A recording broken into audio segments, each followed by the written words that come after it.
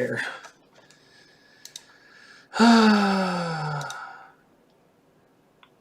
Welcome.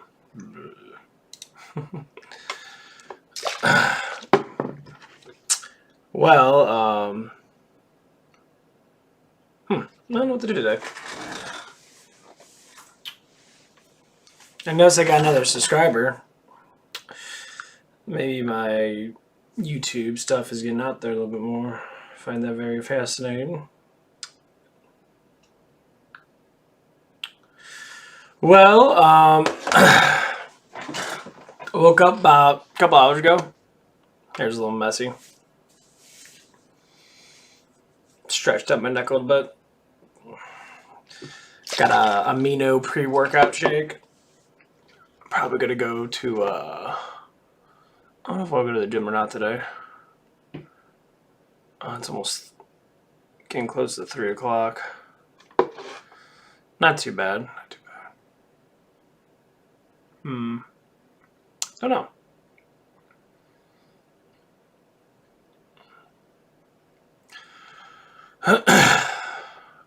Well, I am hoping everyone's doing good. I was gonna play some Diablo, but they've been having some issues with their server. Been having to wait, so just create a bunch of games that have been having some game lag crap. So I'm just going to talk. Yay! Let's see. Oh, it got cold last night. I live in central Missouri. And yeah, I'm starting to get some fall weather coming in. And it's been really cold at night. I worked today. Yesterday was kind of busy.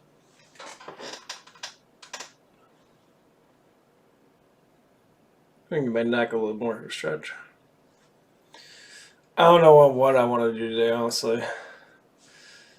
Every time I do anything, my neck seems to have quite a bit of an issue. So I don't want to make it worse than what it is. Oh, it's so annoying. But going through pain is just another thing that you just have to do, I guess. You know, they say pain, no gain, you know. Well, some way or another. But I think you gain experience from going through stuff. As long as you understand the experience. Like I said in my last stream, leveling up is about experience, right? Well, think of your skill settings as something you can, I guess, make up on your own. But like your own personal stuff. So you look at all your personal stuff. You look at all like the little scenarios that you do in life, and you kind of, when you gain experience in that scenario, you level that up and you learn from that situation. But this is evidently based upon your personalities. Yes, I said personalities as multiple because we tend to sway back and forth in between two different things depending on the scenario. What you call an act. Can't always act like yourself or so-called be yourself. We tend to be different parts of us depending on the excitement. So like certain movies you watch, for instance, you like watching drama, action, or most likely it's normally all in one. Well, each one of them scenarios in that movie, you tend to be slightly different. Just like if you're in a fight or if you're being romantic, you're not always going to be the same. A fight, you're thinking and you're being a different way to get out of the situation, so to speak, or to deal with the situation. Relationships are, no, like romance and that is a little bit different, you know. You want to guide your partner into feeling good. So I think we all tend to be different depending on the scenario.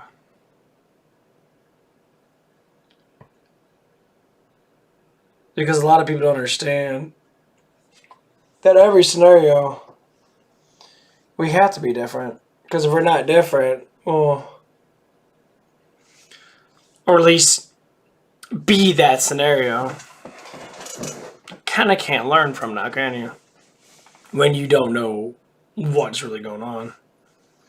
So, like, for instance, people always worry about sex.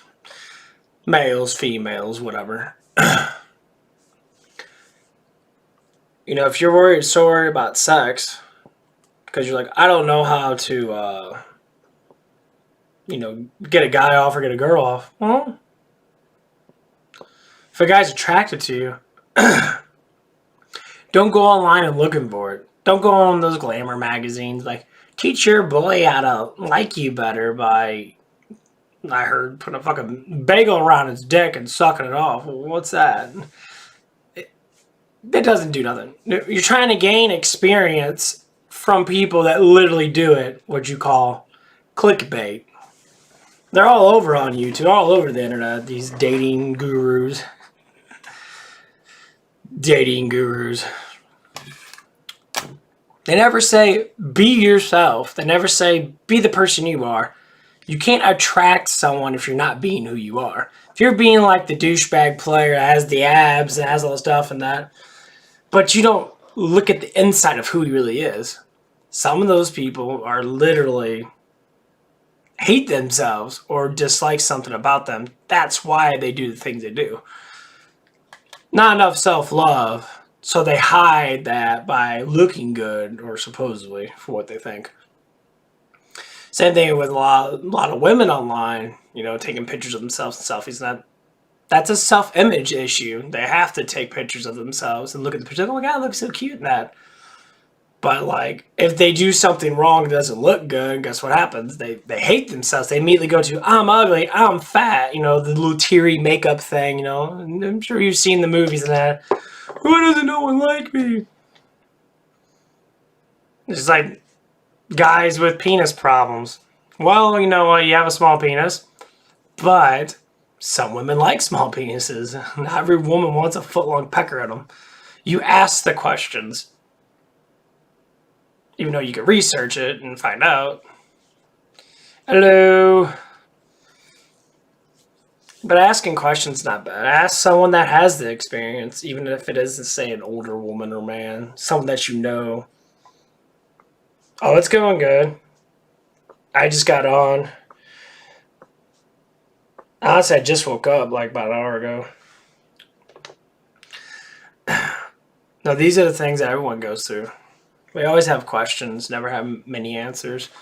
So when you ask the questions, you can ask yourself the question, then it becomes research. And research is something that takes time. So you look at all the available things you need to look at for that question to be able to figure out the answer. It's like a puzzle, you put the puzzle together, you finish the puzzle. Well, that's what questions are. If you do it by yourself, it's a puzzle. You have to figure it out. So then you become a researcher and you start looking at different things to try to figure stuff out. It's kind of like the biggest thing. School never teaches you how to research the questions you have. I guess they kind of do, but they give you a book for the answer. That's not how it works.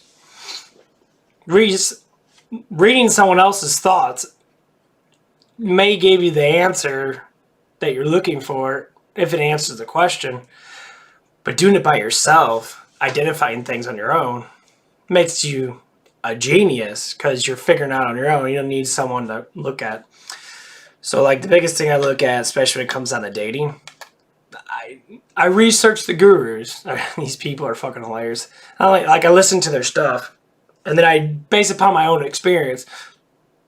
And you'd be surprised how much these people literally just make up stuff. They make up probably 90% of their stuff. Always. I find it quite hilarious because it's like these people are probably fucking miserable and they have to make clickbait and they're hiding their misery with money, with fashion, or with the way they look. But do people really tell the truth about themselves? Especially people that have several thousand subscribers, not hundreds of thousands of followers. No, it's called an image. They put up an image, but when that camera's not rolling, they tend not to act like that. If you see them in real life, they're probably different. A lot different. Who knows? Maybe they're a drug addict. Who knows? No one really knows. Oh, you gotta go? Okay. I'll be on tomorrow. I don't know what time, but I'll be on. When I wake up, I hope. Well, have a nice day too. But these are the things you have to look at. So this involves everything. Anything and everything is always question, evidence, proof, and then you find the answer. And the answer could be a various thing because there could be multiple tiers of answers. So if you're acting, trying to find out, like, depend on the person. So like you find like a sex position that a woman likes. Instead of just asking her, you can surprise her. That's the best way to do it, to tell you the truth. Surprise, because you'd be surprised how much a woman wants you to do something. They probably don't tell you because they want you to be the one to go at it. Or if you ask the question, more or less, they'll tell you. But you still have to ask the question. Or you just have to figure it out. So you try it out. But like my personal experience with the stuff, sometimes girls like a little bit of aggression. Some girls do.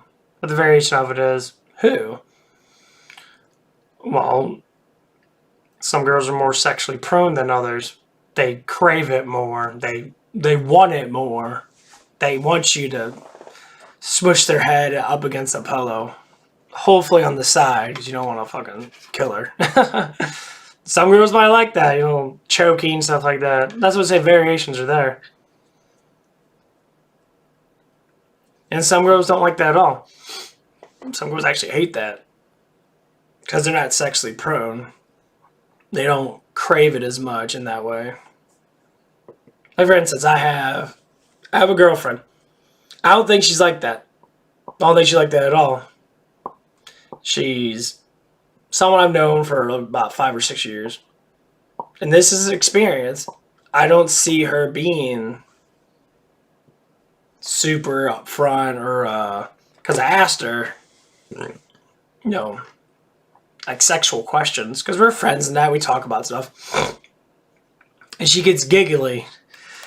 She doesn't like talking about it. Maybe because she has a crush on me.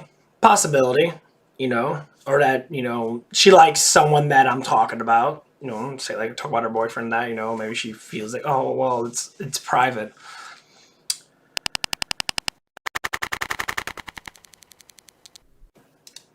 I never understood why it does. What a shame.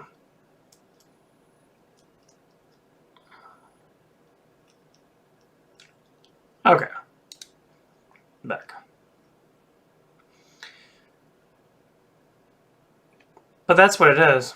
Like, for instance, when I do talk about with her and say she's drunk, she's then, I guess, an altered state of being who she is. She'll expel emotions more.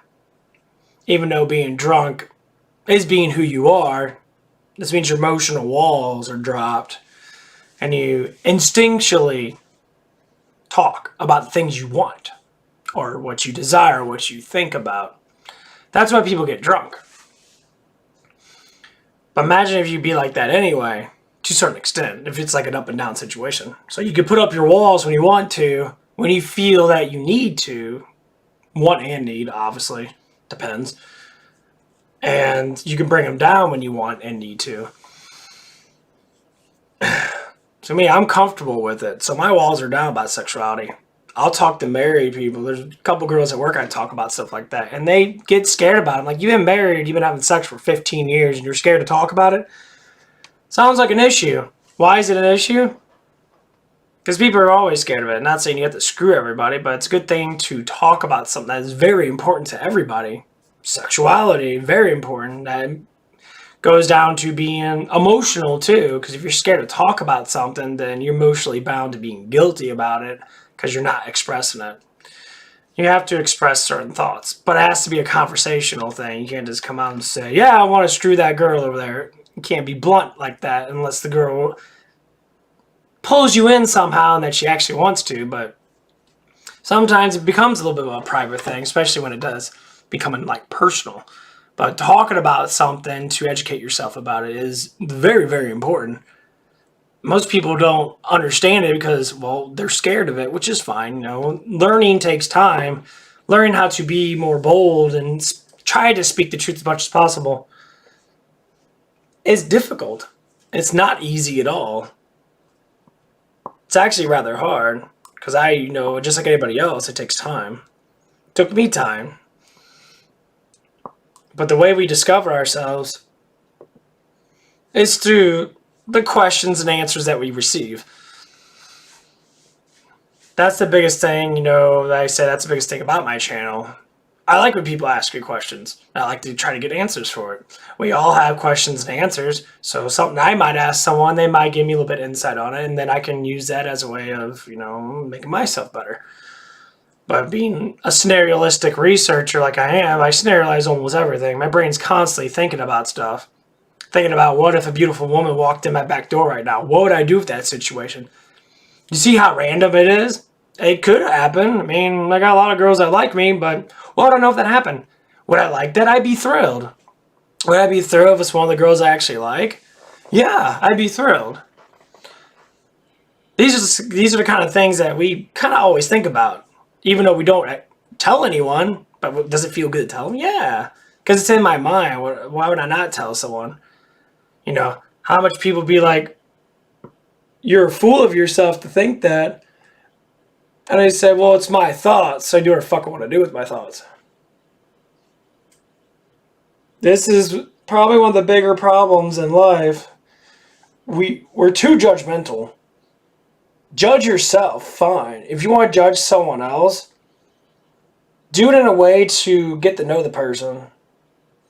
Because you don't get to know the person, then you're just judging them just because of what? More or less jealousy, emotional interactions like that. Mostly it's just jealousy. Because, I see it all the time at work and that with me. Oh. There's this one young guy, Trevor. Seems like he has some image issues. He doesn't know who he is, but he does. Most young people don't understand who they are because they follow too many people. They don't just give in to what they want to do. And it has to do with because of parenting and control issues, which he tells me about. So he had this, he was asking me a question about this one guy.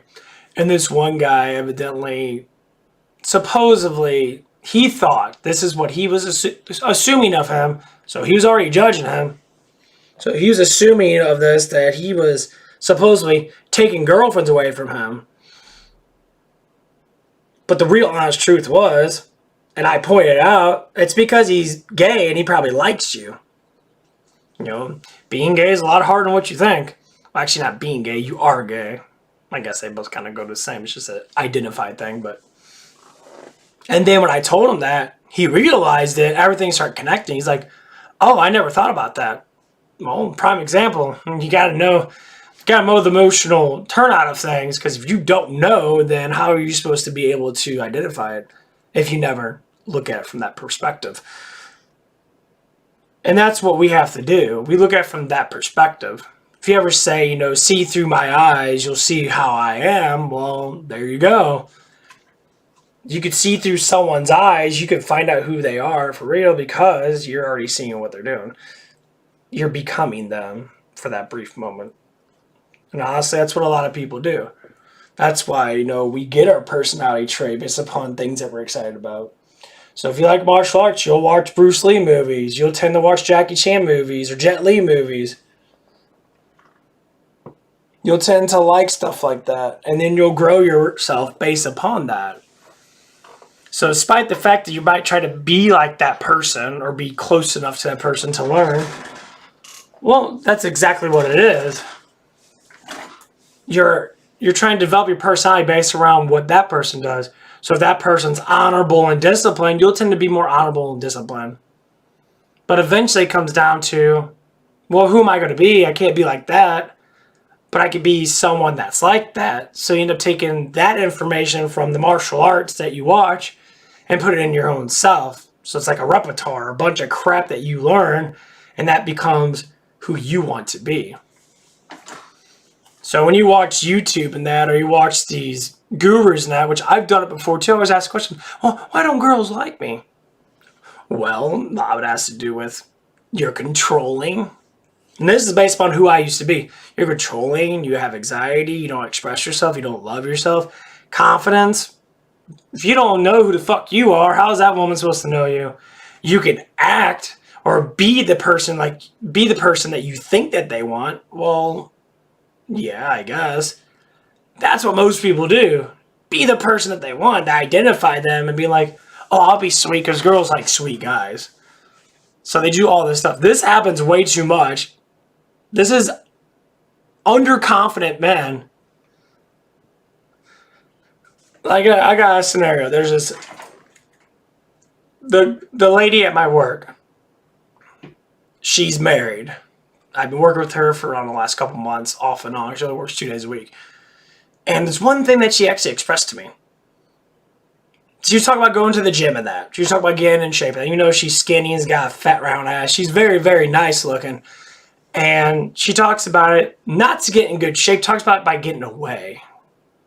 Now, I hint this a while back. Her life's boring. Her husband's boring. Probably doesn't even have sex with her much anymore. For whatever reasons it might be. That's what I'm identifying. She's trying to make... She looks good for this guy that evidently doesn't want to give. Not saying it doesn't happen all the time. Evidently it only happens some of the time. So can't be pinpoint on things because I don't know enough information to be able to sit there and be like, oh, it probably doesn't happen any of the time. No, it happens. Just doesn't happen as much as I assume. Because I see how so-called she attracts to me. Now, is it sexual? I don't know. I can't say that it is. If it is, that's her own personal stuff. So, personally, you can't go into people's personal stuff unless they give it to you. That's the thing about personal information. Unless that person gives it to you, you can't just keep on hassling about them. They have to be willing to answer the question themselves. And you'd be surprised how many people, say like myself, used to do that all the time. Used to sit there and, you're not telling me something. Well, it's personal. So you kind of can't tell me unless you want to. And that's giving trust. That's where trust comes from. You start talking about personal stuff. Like this lady never talked about any personal stuff until as of today. For some reason, she talked about it. I mean, she wasn't being specific about it because it's like the first time we're talking. It sounds like she has a little bit more to talk about.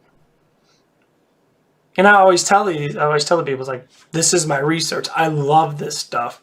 I love researching people and understanding why they do things because we all should be doing that. Can't grow unless you know.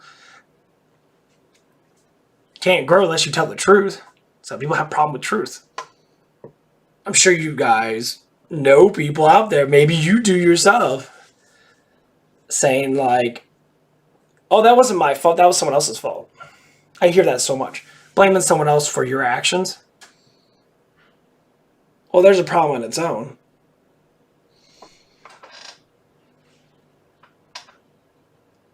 And trust me, we all do that. It's called insecurities.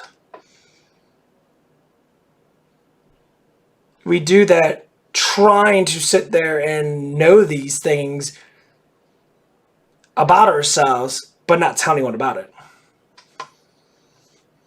Like jealousy. Jealousy is the main thing that you can tell that someone doesn't like themselves or dislike certain things about themselves by identifying other people that have what they don't have. Just like insecurity about males and the way they look. When some males look at me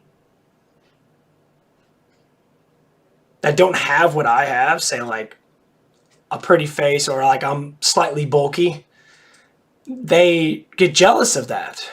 Not saying it always happens, but it does happen depending on how they talk to you. Like I have like that kid at work that was having problems with that guy, and that I did this a while ago. Figure out that he was gay, that liked him. He does that with me. You can learn everywhere. People are just big old learning experiments everywhere. I show a lot more than what you think. So he identified me as, oh, you look like one of those guys that looks like a douchebag because you're bigger than me. It's kind of like, well, that's a self-image issue with you because you want to be like that, but you're scared of it.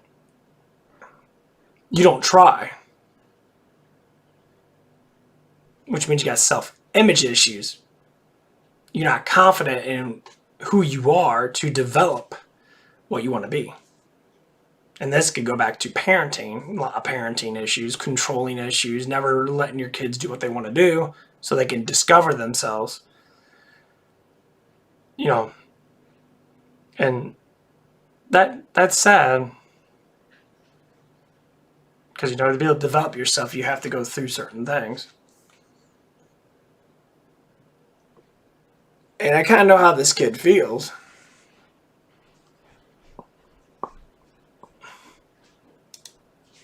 Get back.